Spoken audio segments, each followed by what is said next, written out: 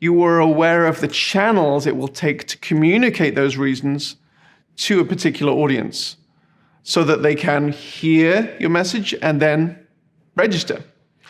These vary per organization, and therefore it's important for you to think about your own unique situation.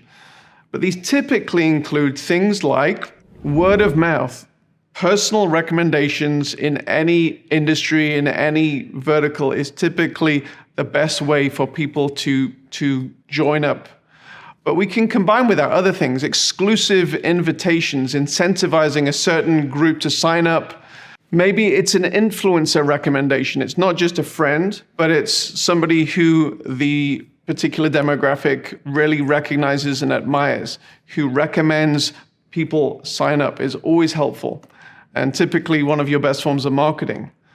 Because one of the main reasons that many attend an event is because other people they know are attending, it's critical to get the mavens in a particular social group to sign up, those people who are early adopters. Number 2 channel, social media marketing. This has become such a pervasive way of communicating to today's generation. Providing value through social media channels is always a good precursor to then inviting the audience through normal posts or through paid advertising. And then number 3, your traditional advertising channels of TV, radio, print, pay-per-click, banner advertising can still be effective to reinforce your message. And getting all 3 of these channels to come together is often the way to get people across that finish line.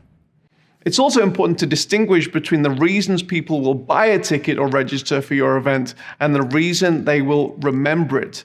Your brand values and the reason they feel connected to your tribe, which will result in word-of-mouth recommendations and repeat visits.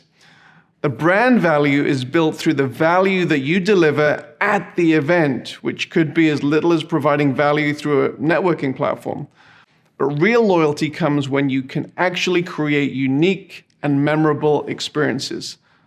And this leads us in to the building of the event. So that's pretty much all there is for this section, but let's go through our checklist.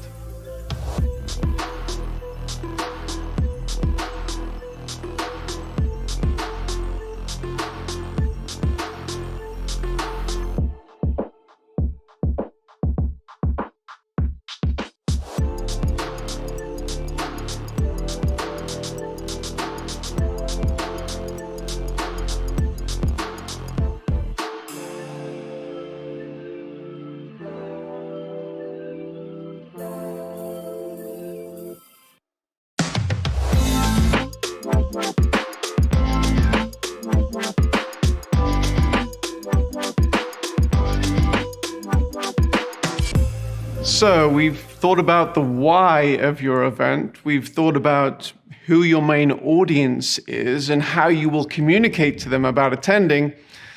Now we need to get into the meat of planning your event. And the first part now is determining when the event should take place and how long it should last.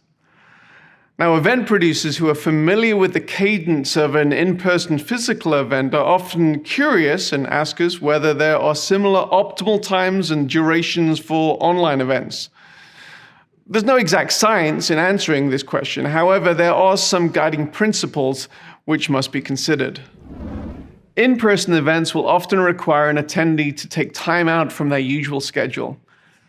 It might include travel and booking accommodation, and if this is the case for a significant portion of your audience, then it's often wise to make the hassle involved in travel and staying away from home worth it. You, as the event producer, must be concerned with the creation of space in the event, time for networking and meeting, as well as determining the potential for curated moments in plenary sessions which unite the messaging and can mobilize your entire audience. Now, hybrid events, online and in person, typically have the same considerations as in-person events, as it mirrors the in-person event experience. Now, it often comes as a surprise to first-time hybrid event producers that the people attending the online portion of the event are actually physically present at the event. They may have other commitments, or they may be in a hotel room, and they don't want to miss out on certain parts of the event. It may be that they missed a plenary session because of an offline meeting, and they are catching up with the flow of the event. The bottom line with hybrid events is that you should simply mirror the in-person schedule. Exclusively online events may be treated slightly differently. Since they don't require attendees to take time off work, one more significant consideration is that attendees may only be joining outside of work hours, unless, of course, you're hosting a work event, in which case holding it within typical working hours becomes optimal. Many in-person expo-type events have very little main stage time and spread the event over a number of days so that attendees can network, have offline business meetings, grab a coffee or lunch together. These same components are not all present with online events. The event isn't constrained by a physical place, and therefore the times when aspects of the event happen will differ. It's important that you give thoughts to when your main plenaries in a virtual event happen for this very reason. If you typically have longer, more drawn-out plenaries,